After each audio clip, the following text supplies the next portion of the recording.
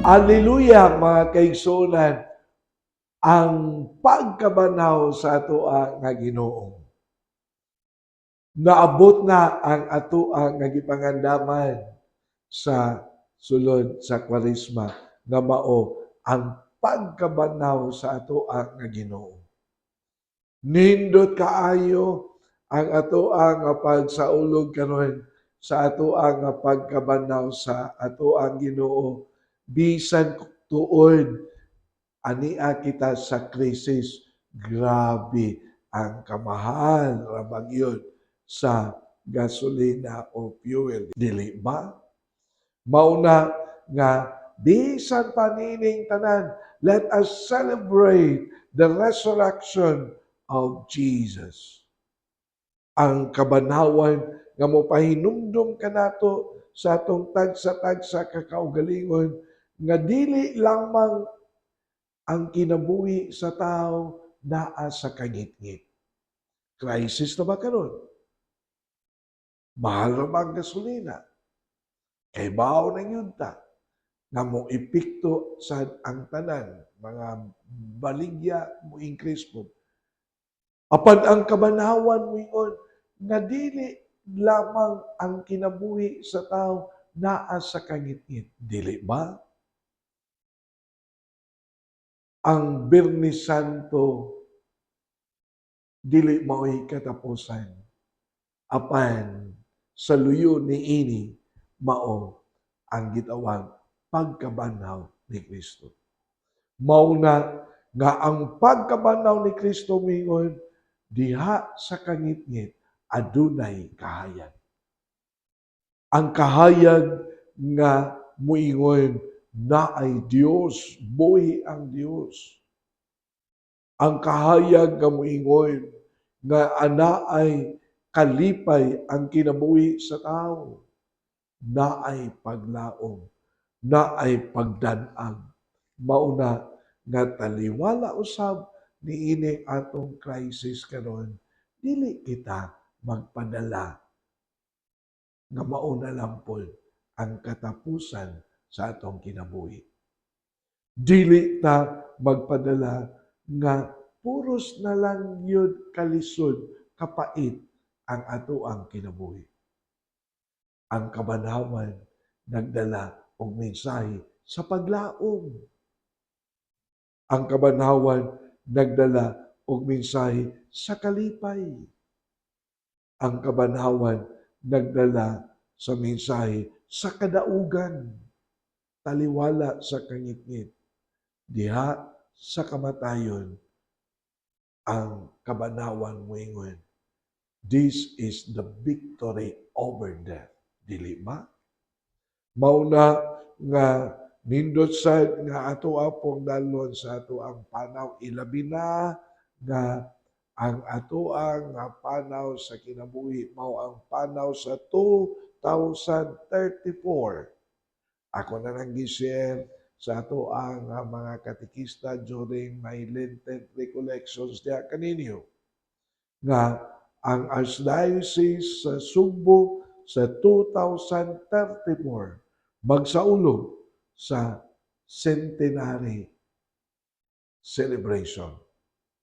Ang usa kagatos katuig sa pagka-Archdiocese sa Sugbo sa 2034. Mauna nga ako na po nga gipaambit diha kaninyo nga niining tuig 2026 gidapit kita sa pagpamalandong sa tema nga mayon ang simbahan sa Sugbo naa sa giingon kinabuhi sa pagpaminaway, the listening church, dili ba? Mauna nga ang mensahe sa pagkabanaw, let us try to bring in our journey to our centenary celebration on 2034 na moingon tuig sa panaw sa grasya sa simbahan sa Sugbo. Mao ni nga taliwala sa pagsaulog nato sa pagkabanhaw ni Kristo, kita padayon sa panaw. Taliwala sa pagsaulog nato sa pagkabanhaw ni Kristo, kita dili magpakawala sa paglaom. Taliwala sa pagsaulog nato sa pagkabanhaw ni Kristo, atong idan-an ang kahayag ni Kristo sa ato ang kinabuhi o sa ato ang panaw sa kinabuhi. Dili ba mga kaigsunan? Mao ni nga manginaot kita sa ako nang gibalik-balik pagsulti, pagpaambit diha kaninyo. Naara ba kita karon sa atong krisis sa kinabuhi? All of us are being affected. All of us. And then, dili lang ang mga pobre hasta sa ang mga dato. Apan ang kabanhawan mo ingon, dili kita magpakawala sa paglaom. Mupadayon kita sa atong panaw. Magdala kita sa kahayag, sa kadaugan, nga gidala diha sa kabanhawan. Ang kadaugan nga magdala usab og tinuod nga kalipay.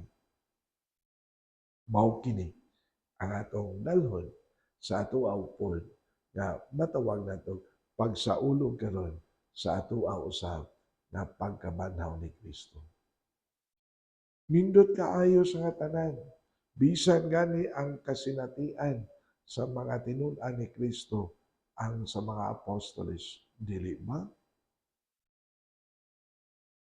Human sila nagkatibulaag sa panahon sa kasakit kamatayon ni Kristo dito sa krus, dito sa Kalbaryo. Sa diha nga si Kristo nabanhaw, nabalik ang ilaha nga buhi nga pagtuo diha ni Kristo. Nabalik ang ilaha nga matawag nato pagkatinuod nga pagkatinud-an ni Kristo.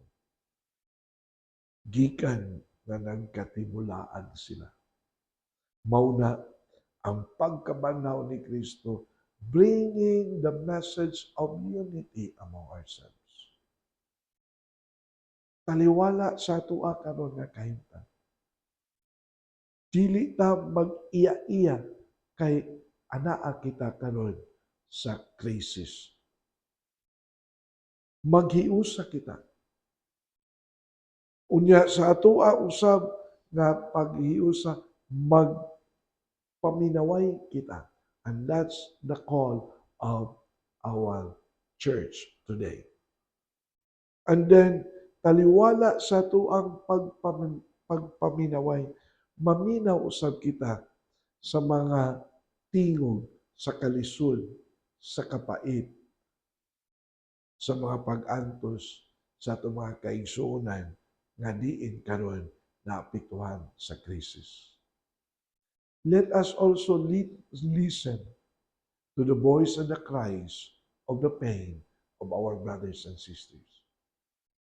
Aron usab sa atua usab nga pagpaminaw ngadto kanila, kita usab makapaminaw usab sa atua pod nga kaugalingon. Unsa kaha ang akuang mabuhat sa mao nga sitwasyon sa krisis? Unsa kaha ang akuang ikatampo? Unsa kaha ang angayan nakong buhaton? That's a challenge. That's our mission. Muso diha ang ato ang misyon. Mao kini usab ang kung mahinumdum mo sa panawagan sa mga mensahe nga gibat-bat panahon sa City Palabras sa miagi nga Biyernes Santo. Kung inyo sad nga pamalandungan ang mga mensahe nga gibat-bat sa mga mamumulong sa Biyernes Santo, nanawagan usab kini sa simbahan nga mahimo unta nga simbahan nga maminaw, simbahan nga dunay gibuhat, simbahan nga miuban sa katawhan na nag-ilaid, nag-antos tungod lagi kay adunay krisis. Nya niini karon nga ato ang pagsaulog sa pagkabanhaw ni Kristo, balikon ko sa pag-ingon, let us not lose our hope. Let us journey together. Let us walk together. And in walking and journeying together, let us always bring the message of resurrection, that there is always hope in our life. Mao ni nga nindot sad nga atuan ning dalon sa ato ang pagsaulog, sa ato ang sa pagkabanhaw ni Kristo nga atong Ginoo. Aron mao ni mahimong gabayan, giya sa ato ang panaw karon. Mao sad kini ang mahimong inspirasyon sa ato usab nga paghimo unya sa mga lakang o misyon na ato ang ikatampo sa ato ang kahimtang karon. Mga kaigsuonan, manghinaot kita nga dili kita balikon ko sa pag-ingon, magpakawala sa paglaom. Apan hagit sa kadausa kanato, balik-balik nako sa akong pamalandong.